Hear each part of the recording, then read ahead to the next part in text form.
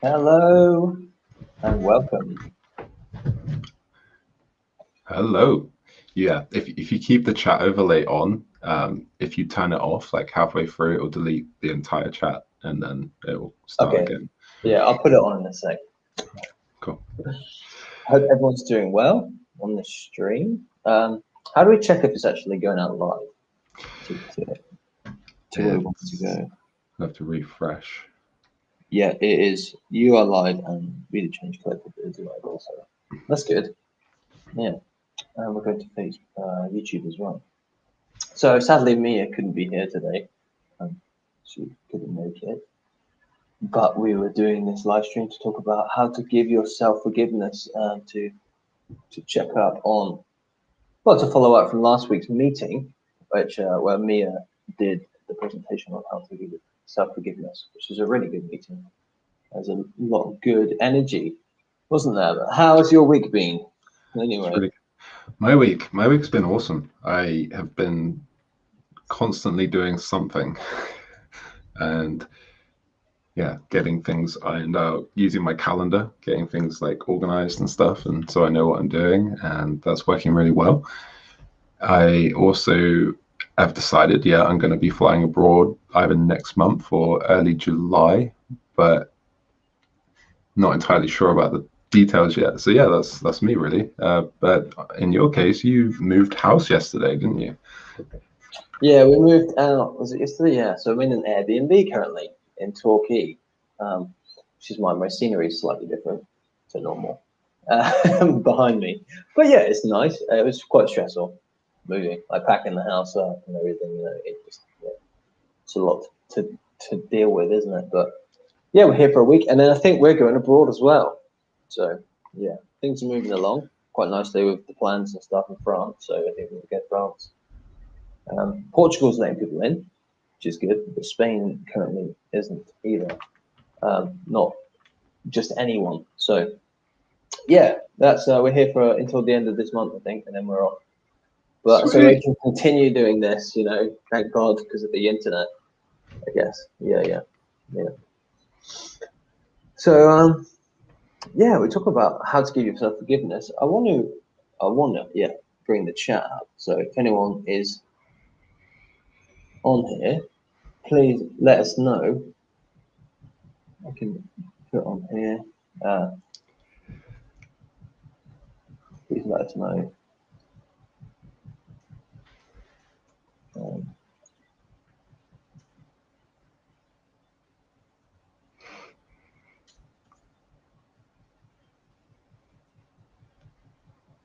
That's good. It's doing it from the Be the Change Collective page. Nice.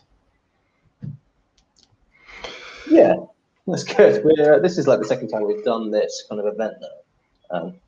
So we've got, last week Maria did the presentation on how to give yourself forgiveness, right? So we obviously viewed the presentation. We didn't give it ourselves. She covered some really good points on the kind of the perspective of forgiveness, I remember, and how she told, there was one story she took of the Buddha, who a businessman came and spat in the Buddha's face. And but the Buddha just sat there and kind of smiled it and laughed it off. And then the next day, the businessman came back and said, I'm really, really, truly sorry. I shouldn't have done that. I acted out. And the Buddha said, you don't need to be sorry. The person you spat on isn't here today. And if I see them, I will let them know that you've said sorry. And so he didn't attach his forgiveness to the apology from the businessman. He realized that he was a different person the following day. He was a different person from the moment after the businessman had spat on him, which is not great, is it? Not nice. And he realized that it was in his position to do that, and he thought, I'm now a different person, so I'm not holding on to any resentments or judgments against this person. So, any idea, like thoughts on that? Oh yeah, I loved that story. That was like the one thing that I remembered. It goes to say, doesn't it? Like if we should tell more stories, people remember them more, and it has more of an impact. But when I heard that story, I was like, yeah, that's awesome because it was like she the way she told it as well. It was at first I was like, who is this person that the Buddha is talking about who isn't here today? And then I realized, oh yeah, it's the Buddha himself who is saying, I was a different person yesterday when I got spat on, and now I'm a fresh person today, completely different, new version of myself. And so that's like he's in that way, I suppose the Buddha's so full of love within himself that like he's imperturbed, or if he was perturbed, then he processed it and had found forgiveness within. So yeah, awesome.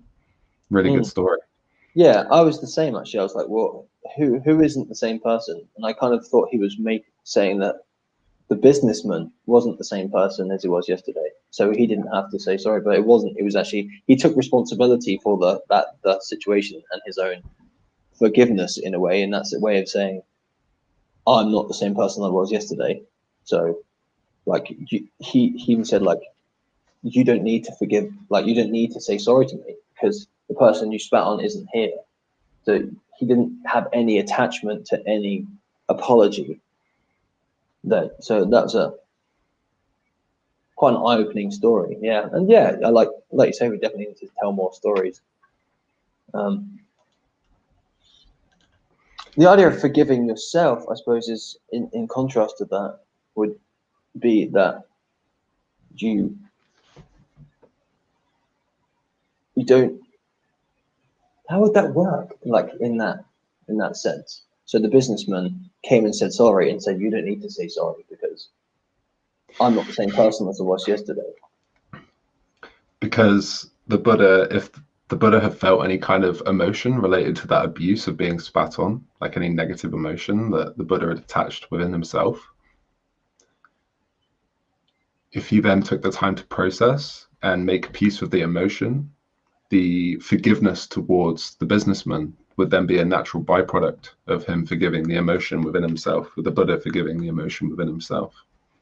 Hmm. So, but he kind of didn't even think it. He just smiled. He was like, happy. I'm happy." Yeah, which is Mia asked me the question before, didn't she? She said, "What would you say if I said you are enlightened?" And I said, "I'd probably just smile." So it's like that same, like if you're enlightened, you're on that kind of level. It's like stoicism kind of thing. Like Stoics, they're just on a level and nothing perturbs them. They're on that same level the whole time. So that's what that kind of ethos is all about, of like being as strong as a rock, kind of unmovable, but I guess then very flexible in a way. Like water is probably a better example. Like water just flows and just nothing really affects it in a way. So that like he just smiles. If someone like offends him, he smiles. If someone compliments him, he smiles. It's that same like I'm fine. Whatever is going on around me internally, I have this vibration that doesn't change. That's the thing. I That's such a classic, isn't it? The idea of like the monk sat on the rock and nothing ever touches him emotionally, right? But then from another perspective, how I see it is that the real kind of magic and juice, no matter what kind of alignment you're in as a human, what kind of life path you're on, if something comes up for us and we feel an emotion, it's more impactful, it's more healthy to feel it. And so I can just imagine now all of these monks sat on rocks over the thousands of years, just numbing their emotions, pushing them down, like we all have collectively over the years. And look at the state we got into from that. Maybe. I'm not sure if that's the same. I would say they probably, I wouldn't push it like from a spiritual perspective, or someone who's like Buddha, who like entered like paradise. He entered nirvana, right? He got to like the highest state of consciousness and was like pure bliss. And so it's more of an observation and like a recognition of the feeling, I would say. Like someone spits at him and maybe there is a feeling inside of him, but he can observe the feeling from a third party, like be the eye of the storm. Yeah, like all of that going on around you, and you can stay at peace and calm. But there's obviously going to be those emotions, but to be able to observe them and not be attached to those emotions, which is what you would do in a meditation. Right? You're supposed to, in a meditation, you would do that. You with your thoughts and your feelings. Thoughts come up, and you can observe them from from your pure awareness. So, because like I often identify with our thoughts and our emotions, but we are not our thoughts or our emotions. We have thoughts and we have emotions, and we can observe those. So, if you say I'm feeling frustrated or I'm feeling angry, who is the I am that's feeling frustrated or angry? And there must be an observer or a perceiver that can perceive the person who's feeling in that way. Mm-hmm. So like that non-attachment, I suppose, would be the key there. That's interesting. How I see it is that, for example, in the case of the Buddha, where he's meditating maybe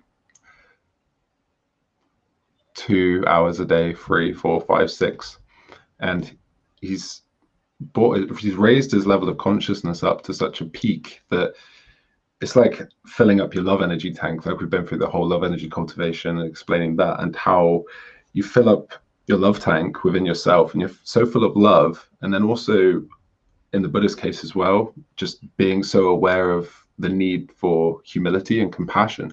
So he's full of love.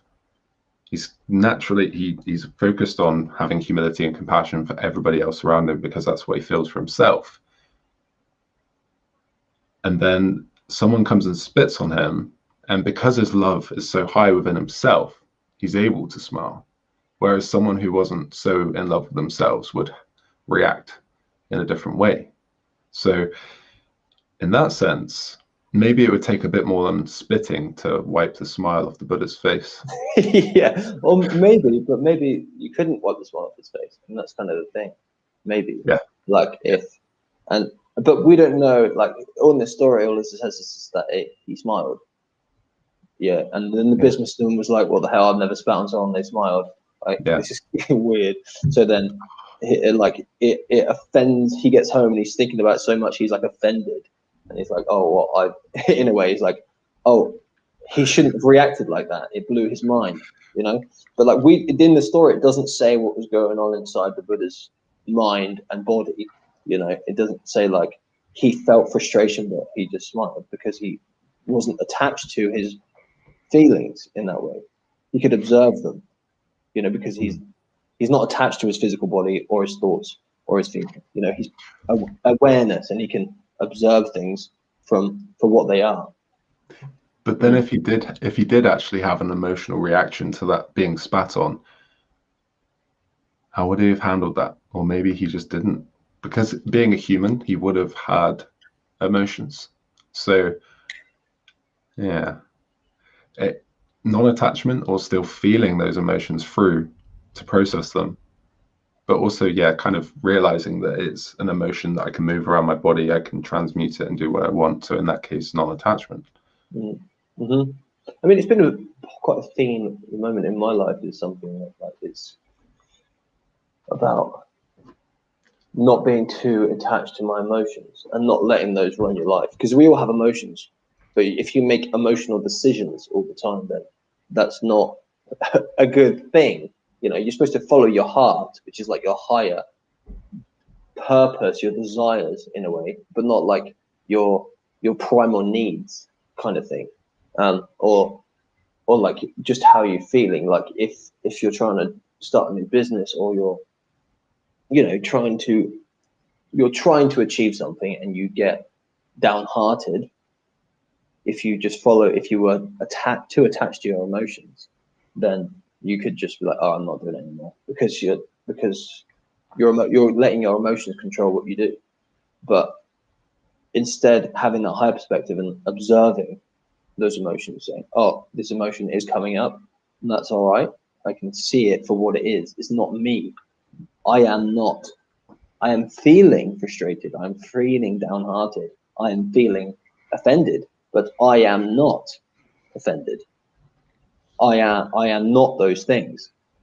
Like I am feeling guilty, but I am not guilty. Well, guilt is, I guess, a different thing. Yeah.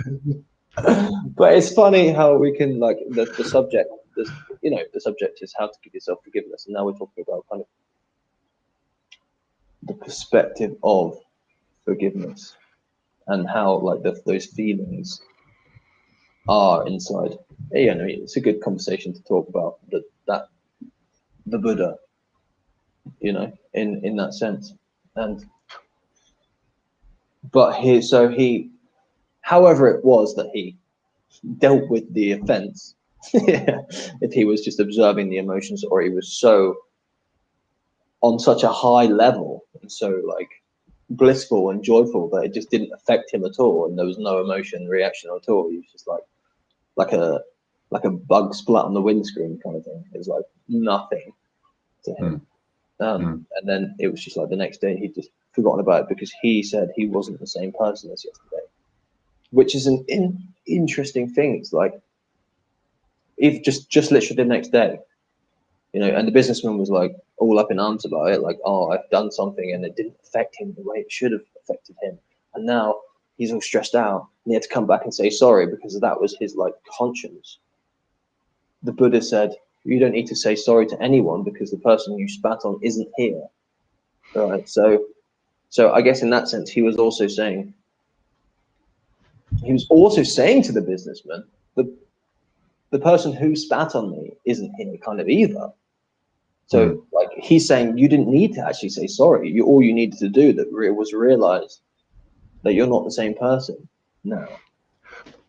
And that he'd improved. The businessman had changed himself, bettered himself by realizing, hey, I realized how I was out of line by spitting on someone who was innocent. Yeah, and I wouldn't do that again. And so it's like, and then the next day realizing I'm not the person who would spit on someone anymore. I'm a different person. So I do not need to apologize for another person's actions.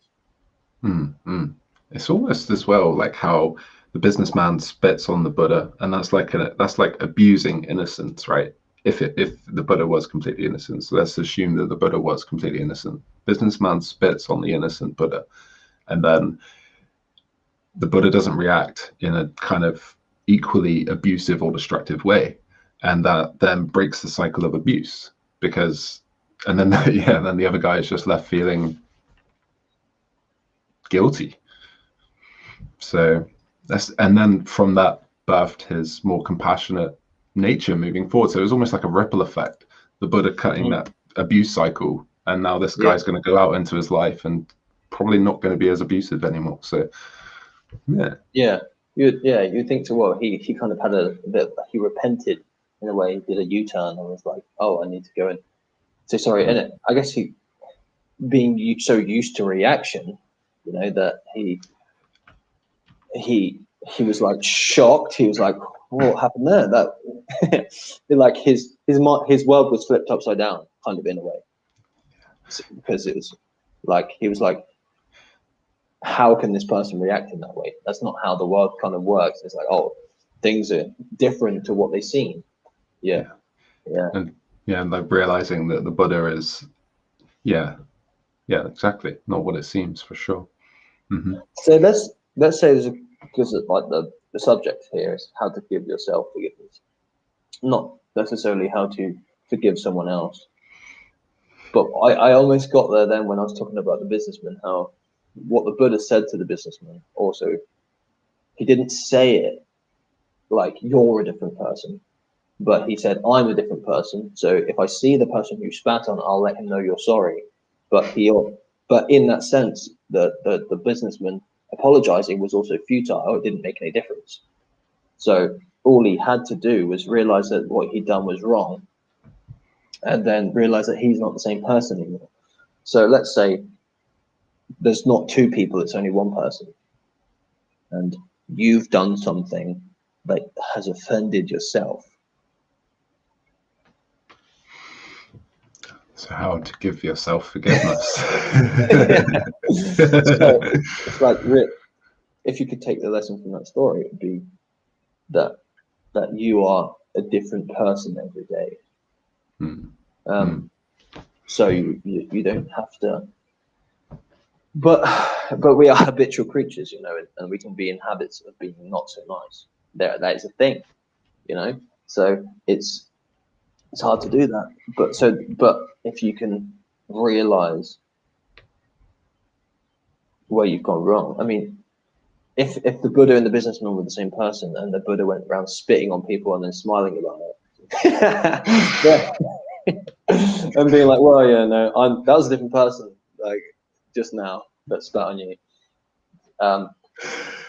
There needed to be that, like, he realized he was wrong, but he came up against something. The businessman came up against something that was so good it broke his evil in a way.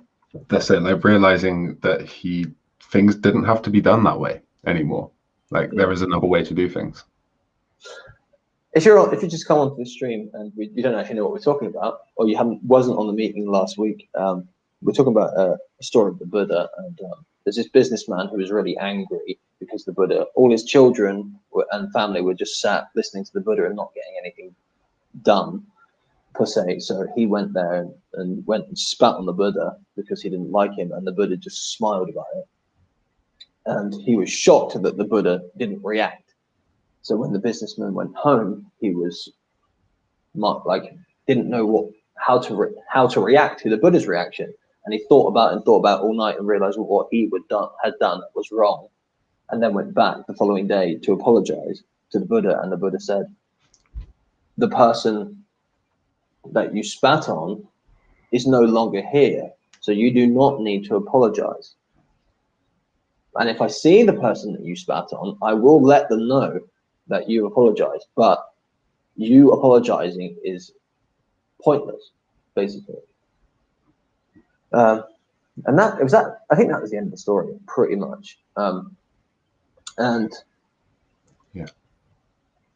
So, I mean, this subject is how to give yourself forgiveness. But if someone has done something to you, it's not their responsibility to say sorry.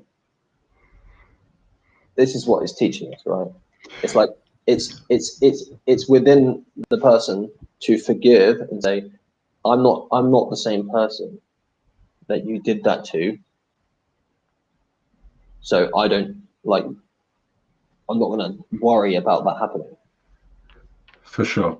Do you remember last week at the end of Mia's presentation, I said about how we don't actually need to forgive anybody else apart from ourselves? The emotion within us, right? Yeah. And so in that situation with the Buddha and the businessman, it's almost like the Buddha had nothing to forgive because he had not felt any kind of strong emotional charge or reaction to being spat on. Whereas the businessman initiated the abuse, and then came away and felt like he needed to forgive himself. And that's why he was seeking to apologize to the Buddha as a way of receiving that forgiveness from the external, from the Buddha. But all he really needed to do was just to forgive that shame and that guilt he was holding on to. Yeah. So when he went back, he said sorry, but it didn't make a difference anyway. But he needed to get it off his chest. But he didn't need to get it off his chest. It was the emotional and the energetic connection that he had to what he'd done. So how do you do that? Is the question. Yeah, it's realizing that everyone is different every single day. And if you can, I think as a philosophical way of looking at this, and as structuring beliefs around this, rather than just like a technique of something to do to help this, would be to look at it as everyone is new every single day, and if you can see what was wrong with what you had done and learn from it, then, and you kind of vow and you have an awakening to why that was wrong and why that wasn't the best way to act, say, then the next day when you wake up, you're not the same person as you was. Yes. So you don't need to go and apologize to that person, because the person, it wasn't you who offended that person. I like it. But also, we're not all. It's still nice to apologize. Yeah, 100%. Yeah. That's what I was going to say. We're not all like in a fairy tale. We're not in a story where the Buddha's there, you know. So if you offend someone, if you went out and spat on someone, they're probably not going to smile at you, and they probably would want an apology. To be fair, most people for sure. Yeah, I'd agree with that. But so maybe if you did something to someone, and then 10 years later you realize that was wrong, but that person had probably completely forgotten about that thing, then you probably don't need to apologize, you know. Or if you did something to someone and say they passed away, and you couldn't actually apologize, like how do you give yourself forgiveness? So how do you give yourself forgiveness? Well, if we're looking at only forgiving the emotions within us, because that's all we really need to forgive in order to be free of that situation that we were holding on to. How do we forgive emotions? How do we heal emotions? First of all, it's like you were saying about the businessman realizing that he needed to atone, or realizing the error of his ways, and then beginning the process of atonement. First of all, that's the first step. Like 80% of the whole process is awareness, self-awareness. Yeah, realizing that there's the problem. But I think like you wouldn't feel guilty if you didn't realize that what you've done was wrong anyway. Exactly. Yeah. So. And then you start building up the amount of innocence harming you're doing, and then you have to atone even more. If it's not in this lifetime, it will be some other point in physicality. So that would be like, once you realize what you've done was wrong, you would vow to never do that again, say, and then when you wake up the next day or the next year or the next decade, you realize you're not the same person anymore.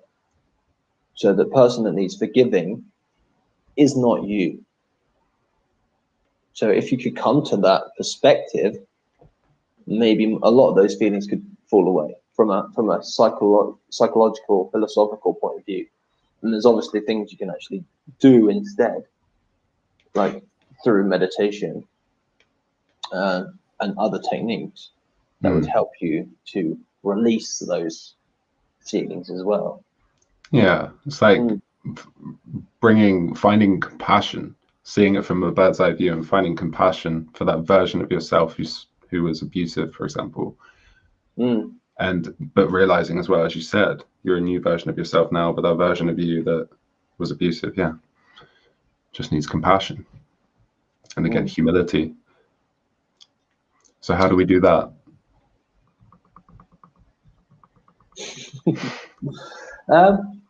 Yeah, I would say there's certain techniques, and we could go into explaining these techniques now.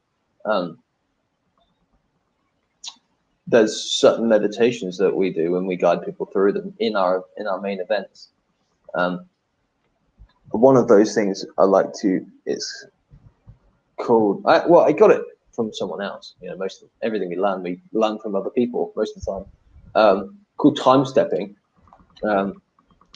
which is like you're in meditation and you go back in your mind and you visit that person in that point in time, and you would say to them, "I forgive you," or you send them love and compassion, and you understand them for what they've done. And that can really break a lot of the energetic bonds there between you and that time, because time is not linear, you know.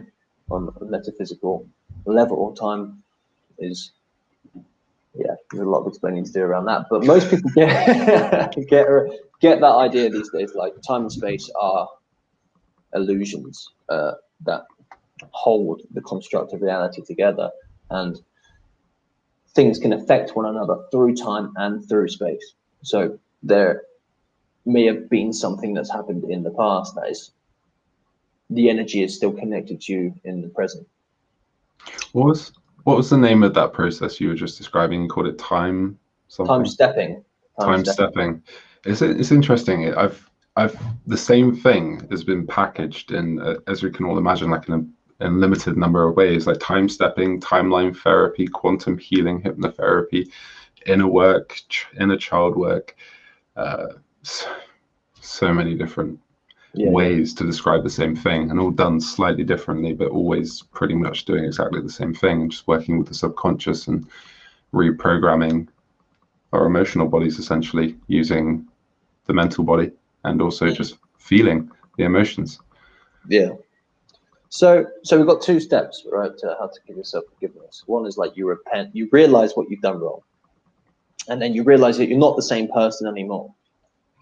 So you're not the one who needs forgiveness, because you're not the same person today as you were when you did the bad thing or whatever it was that happened. People can actually feel a lot of guilt and shame around things that happened to them rather than things they've done to other people. And then second thing would be a technique. This isn't like the step to do, right? Would be this, emotional timeline therapy or time stepping, whatever you want to call it. You in your mind, you visit that person in that moment and you give them forgiveness. And it breaks the energetic bond between you and that person, you in that moment. So, and you could do that really quite easily. I mean, it would take quite a lot to do it fully, I'm sure. But you could do it like right now if you just close your eyes and you saw yourself in the past as that person, as doing that thing that you feel bad about. You realize you're not the same person anymore. And you say to yourself, I forgive you. You send yourself forgiveness, and you know you have compassion for yourself. Maybe you even understand why you acted out in that way. Yeah. And you can do that for other people as well. Like if someone had harmed you, maybe you're never going to see them again. Maybe you never want to see them again, but you can give them forgiveness in your own heart because you don't want to be carrying around that heavy energy, that emotion, So, and then so we got like those are two things, like that perspective. Then you could do that exercise. What would you say? So like to further yourself in this moment along that process. What do you think would be good? Sounds really good.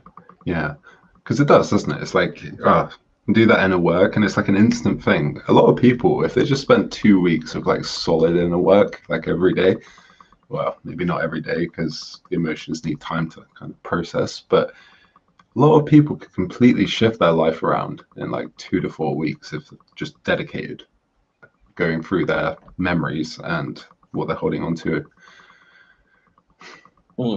Yeah, definitely. So you've got a course, right? That's emotional healing and love cultivation. So that the love cultivation part of that is just a really beautiful thing, and we're going to be going a lot into that in the next few meetings, I believe. I can't remember what the next meeting is. Oh yeah. But the last one is how to have unconditional love for yourself.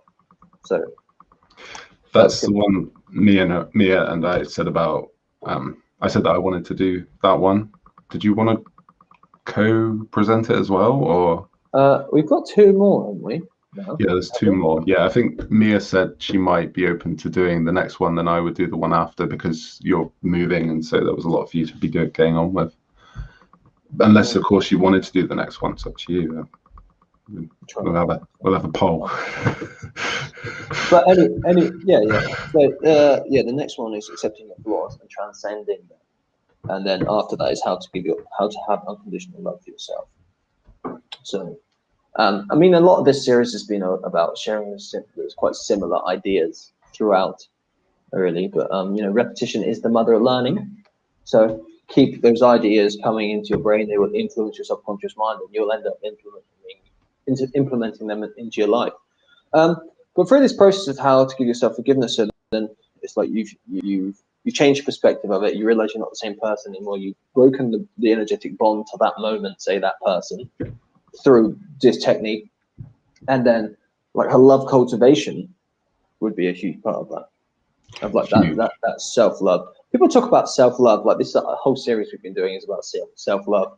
And I think there's like self-love and self-care.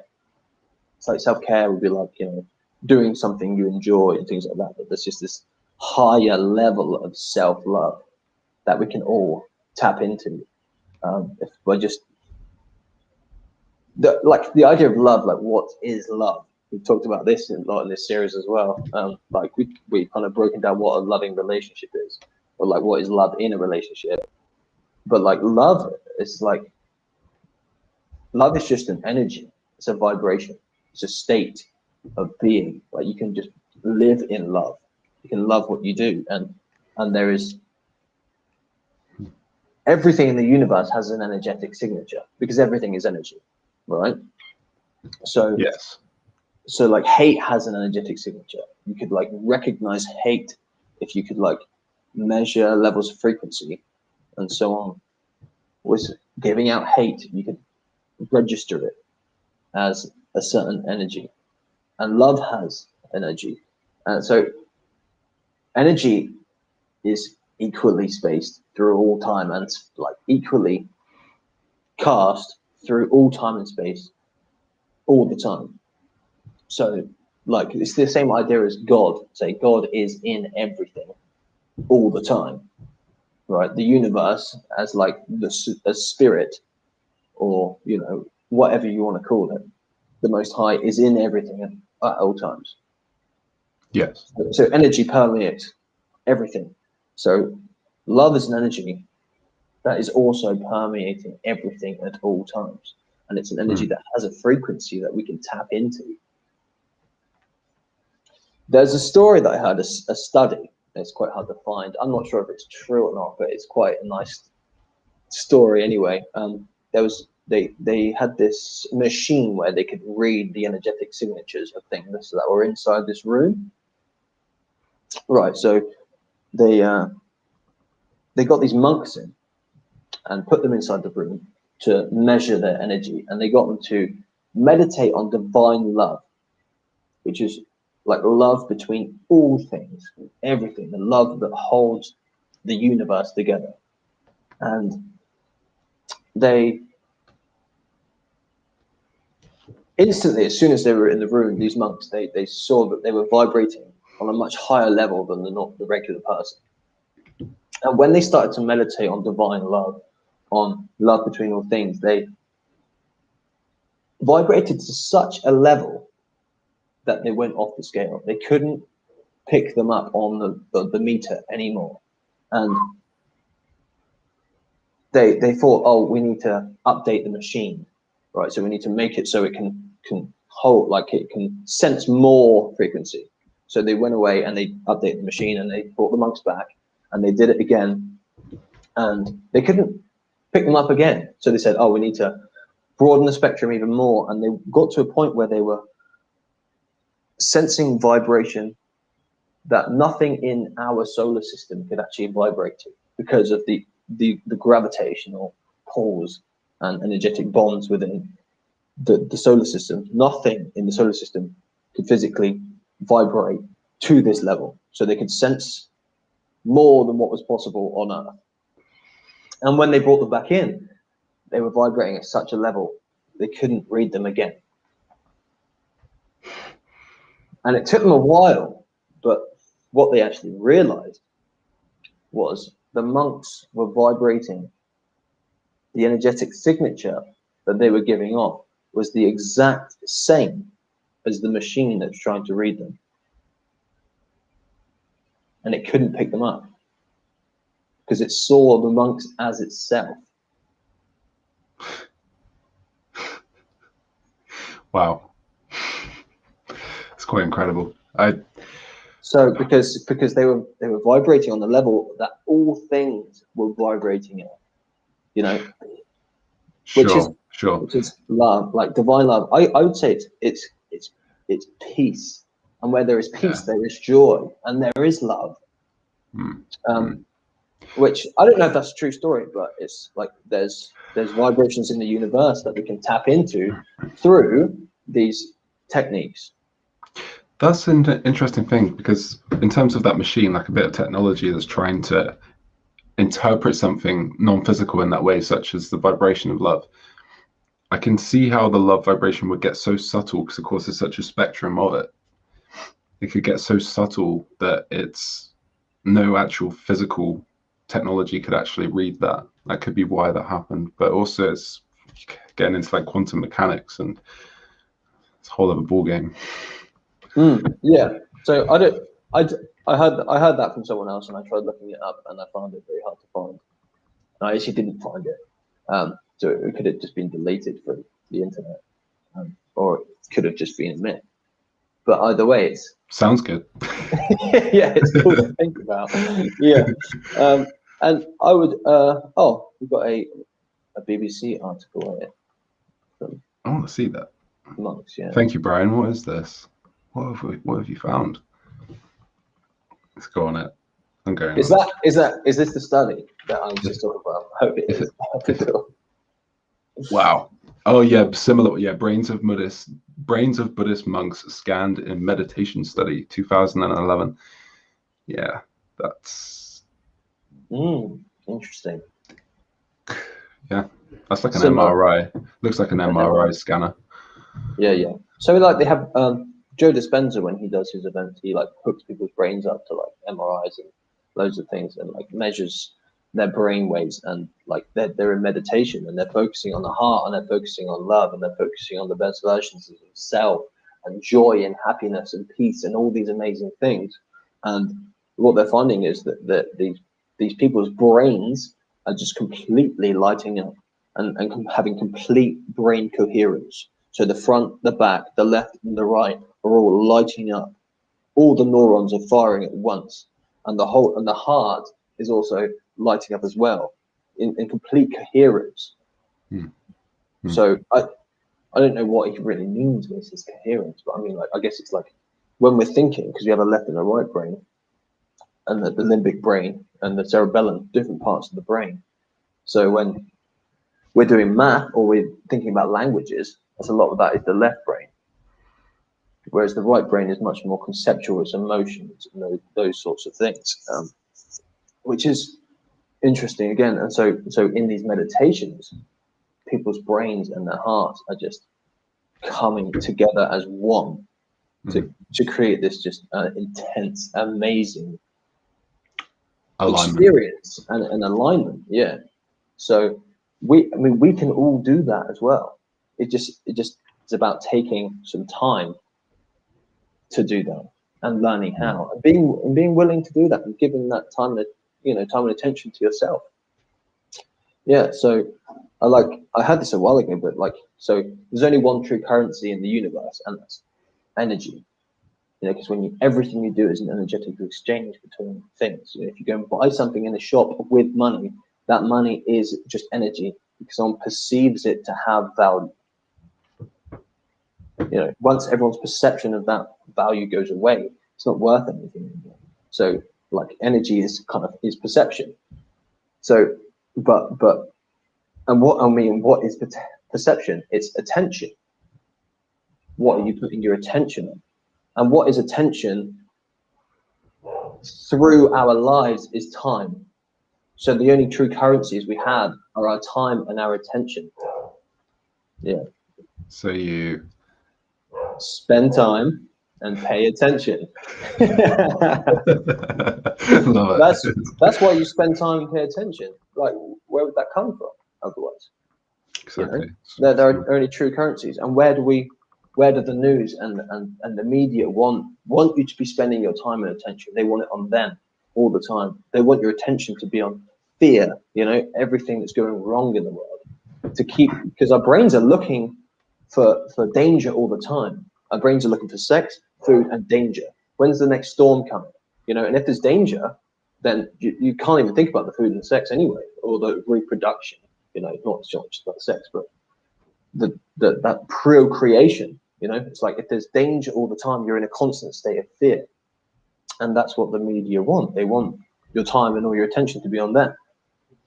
So when you can pull yourself away from that and spend your only currencies you have on yourself, you invest in yourself, then you can have some amazing experiences when your heart and your brain all line up. And I know me and you both have had those experiences when you're meditating and you're just buzzing, you're just vibrating all over, and you have tears streaming down your face, but not because you're sad, because you're in pure joy. It's like there's nothing that can even explain how it feels to be in that moment. There's no drug that could ever create that. No, you know? of course. So it's really cool, and you can do that. And once you have that kind of level, it's like you realize that you don't need anything outside of yourself to bring you to a level of happiness or forgiveness. Forgiveness. So spending time and paying attention on forgiveness, our own self-forgiveness.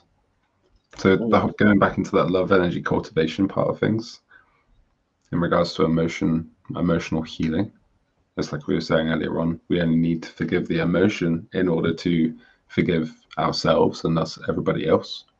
And then forgiveness of others then can come as a natural byproduct as soon as we've forgiven the emotion in ourselves. How do we actually forgive those emotions? It's looking at that emotion, that negative emotion, it's just full of lack and negativity and harshness and pain. And so we've got the opposite of that, which is love, positivity, joy. And so we've got a substitute. We've got the two pillars, the negative and the positive. So at the moment, we've been so pushing the lack. We're focused on the lack. We want to, it's all we have to think about. We don't even realize that we have an option to be able to choose more love and bring more love in. And that's actually going to improve how we feel. And so much gets bashed, like the whole idea of like spiritual communities in particular being so positively focused all the time. And then there's people who say, actually, positive focus is damaging and all of that stuff. And yes, it is, when it becomes like bypassing, spiritual bypassing for sure. But there is that positive focus for a reason, because for us to heal those emotions, we need to stop focusing on the pain and the lack and the suffering that we've gone through, and the heartache, the sadness and the fear and the anger. We need to substitute it for love and reduce how much lack we have and build how much love we have within ourselves. And those emotions are just going to get engulfed in that love, melted into it, transmuted. So how do we bring love into ourselves to forgive our emotions? It's a few different ways, but one of the most powerful ways that we've found, or I found, and seems to be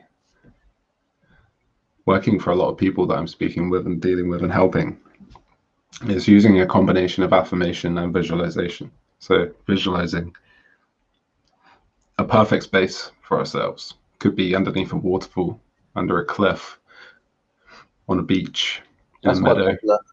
It seems quite everyone always goes to those similar places, like a waterfall or a beach or a meadow, or those like creating that happy space for yourself. That's it. Or like a cloud where you're like flying. And that was a really nice one for me, imagining myself in a meadow and then just being able to fly in like a white gown. And that to me was freeing, and it made me feel a lot of love inside myself. But then also combining that visualization and coming to that happy place, that perfect, serene place in ourselves that we feel completely in love with in ourselves, surrounded by people, things, places that feel good to us. Combining that whole visualization process with spoken affirmation and really meaning it, getting into the feeling body, repeating I love you over and over again, and then bringing in other supportive words and phrases, affirmations. I'm here for you. I forgive you. I hold you. I love you unconditionally. I'm your friend. So much stuff that we can do in that way, but just really using that baseline of I love you. I love you. Hands on heart. I love you. I forgive And you. working with that, and I forgive you. I forgive this emotion, focusing that love on that emotion and doing it, sitting there for 5 minutes. I love you. I'm here for you. I hold you unconditionally. I welcome you back into the whole of who I am. Integrating that emotion with love. All of a sudden, we're like, oh, okay. I think back to that memory of when I was hurt by that person now. Before I did this process, I would think back to that memory and I would feel pain, and I would really have a lot of anger and perhaps even hatred towards that person for abusing me or abandoning me or rejecting me. But now I've done this process. I brought love to that emotion. I look back on that memory. There's no emotional charge left. It's been transmuted into the light. Beautiful. And now you're free. Now I'm free. I'm free to live my life without an emotion holding me down that's blocking me from certain experiences, whether that's relationships, business ventures, health, my anything. Yeah. I mean, yeah, you talk about those emotions and like I want to say like that, and that the energetic connection that's like linking you to that event or holding you to that event in the past. Someone who's like very superficial or would say, oh, that's very like spiritual, that's very out there. I don't really believe in that sort of stuff. This is your whole neural system in your body is electrical wiring, which is energy. So when you're living in stress and you're stuck in a stressed mentality because you're stuck in the reaction from a traumatic event or something that's happened in your past, you're reliving and you're playing that movie over and over again in your head. Your body doesn't know the difference between something you imagine or something you actually see. Your brain hallucinates the light that's going through your eyes. It doesn't actually make any difference. So when you're replaying that video of that traumatic event or that stressful situation again and again in your head, your body doesn't know the difference between you imagining it or it happening in real life. So your body is living in that state the whole time. Your neurological system and your biochemical system is still living in that exact same time. Your neurological system is an energetic system. So you are energetically connected to that event in the past. And by doing these things, you break the connection. You can stop the cycle from going round and round and round again. And you can change how the state that your body is living in. And I like what you talked about with the spirituality. It's like, yeah, they're like that balance between light and dark. Like if you're too like naive optimism, right? It's like you're just like so positive that you don't want to hear anything negative at all. You don't want to see anything for what it is. You just like, oh no, you just think everything is, flowers and Rainbows. yeah. So, but it's like the shadow work you have to do. Like you have to confront your shadow, but it's not just about constantly being in the dark. Like if you're in a dark tunnel and you have to do your work in the dark, but there has to be a light at the end of the tunnel. Like there needs to be a goal you're trying to achieve and something you're trying to move towards. It's like if you can't see what life will be like after you've done all your shadow work, your inner work, then there's nothing that's going to pull you forward. There's no cleansing that's going on. It's just you're just mulling around in the dark, and mulling around in what you don't want without realizing what you do want. Yeah. So it's like you have to do the work to move out. But I do like the analogy because for me it's like a lot of what I've done has been more positive than that, like focusing on fixing the bad rather than just focus. I like to focus on the good and move towards that. And it's like the analogy of if you're cold, you don't work with cold to get warm. You just create heat. You work with heat to get hot. You don't work with cold to get hot. And if it's dark, you don't work with the dark to turn it to light. So you light a fire, or you switch on the light. You have to. How would you relate that? How would you relate that to emotions, though? Like in the context of that you need to have that connection to what you would want to feel like.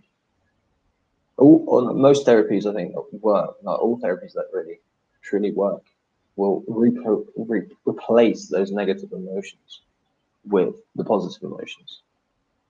Or it's either that or having a desired end to look forward to. If you can see yourself in 6 months to a year's time, like being healed, and being happy and having let go and being able to live your life completely and fully.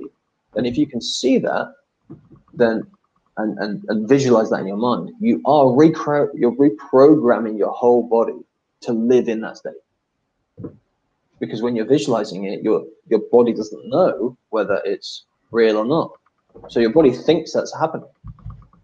And you're letting the biochemical system in your body is releasing all those positive hormones, and you're feeling better, and it's retraining how your body is reacting, because your body becomes addicted to certain chemicals, just like nicotine or anything else. So if you're in a stress response all the time, your body is addicted to stress. So when you start feeling better, you might actually find yourself self-sabotaging yourself as well, a little bit, like, oh no, I'm like kind of looking out for those stressful things because you kind of want them, I think. But once you can do that, like have that positive place to be and to replace those feelings, then and to replace the wiring in our being, in our bodies, in our minds and bodies, then that's how I see that. It's like you need to switch on the light, to get rid of the dark. For sure. Like being in like the dark tunnel analogy with the white light at the end of the tunnel. It's almost like say we're playing in this dark tunnel, and this dark tunnel represents the heavy emotions that we've been holding on to. A white light that's at the end.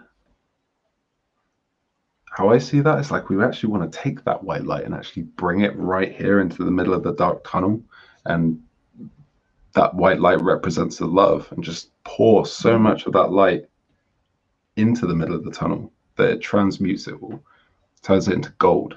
Then you can't get out because you've just got loads of gold around you. But you need, like, say if you had say this is a great analogy, like you're in the tunnel, it's dark and the light's there, and like you visualize and you imagine what it'd be like to be in the light, and you do that so much that you become the light. And you're lighting up the whole tunnel now, but there's still dark in the tunnel. There's still dark parts in the tunnel. So you can't just forget about those things. You can't just go and focus on the good thing. You have to know those things. So now, like, you're like a light shooter, and you have like a blaster gun, but you need to have a target to shoot at to get rid of those dark things. So you need to know what to do in the tunnel. Once it's done, it's like, oh, there's a shadow creature in the corner that is massive events in the past, and you've got your light blaster and you're gonna blow it away. I love this. We can make a video out of this or something. Like, this is how you do shadow work. Shoot the aliens with the love gun. Wow. Not the aliens. No. Bless the aliens. But yeah, shoot the shadows with love. The shadow. Yeah. So, like, you can't. You need to direct the light at certain things to get rid of those things. You can't just ignore them. Which is, I think, people become so attached to that idea of like that you need to fix the dark, which is true. But like there needs to be that balance, and also you're doing that for the reason of moving towards what you actually want. You're not just doing that to stay in that negative vibration. For sure. And what about the people? What about the idea that, oh, I feel like I want to be there, but I realize I don't have it already. And like that realization of that comes down to expanding your awareness and your understanding Like the only way to understand more is to learn more. It's to know more. Once you know more, you can understand more. And the only way to know more is to learn. You know, and once you learn and you do things, your awareness expands. Because at the moment you can only see, oh, only this is possible for me. But then when you learn something and then you turn it to knowledge and you understand that, and then you're like, oh, I can do that now, and your awareness expands. And then it expands and expands, and you can say, oh, I can do all this now, and it expands even more. So I think just learning, changing your philosophy and how you believe life is for you. And we can all just we can choose our beliefs and choose to let go of negative beliefs that aren't serving us, that have been handed down to us from our parents or teachers and peers and TV and radio and all that. For sure. How would you say that you could do that? All right. Yeah, what I meant was in that way is like the idea of, oh, I want to feel better. But then that acknowledgement is acknowledging that you don't feel good in yourself right now. And that is, that's natural. That's part of the process. Yeah, it's it can be an uncomfortable feeling to realize that you're not. But then you're not being naive anymore. You're realizing that it's like the first step of the 12 steps, right, for AA or any other recovery system, is realizing that you are an addict, or realizing that there's something wrong with you, and that's okay. Like, there's no need to be naive, and there's nothing wrong with realizing. Like, everyone's got their problems. There's a short story. A woman went to a psychologist. What did I say? A woman went to a man. A person went to a psychologist and said, things aren't going well in my life, and I really hope there's something wrong with me. And he said, well, what do you mean you realize there's something wrong with you? Because if there's not something wrong with me, then there's something wrong in the world, and I can't change the whole world.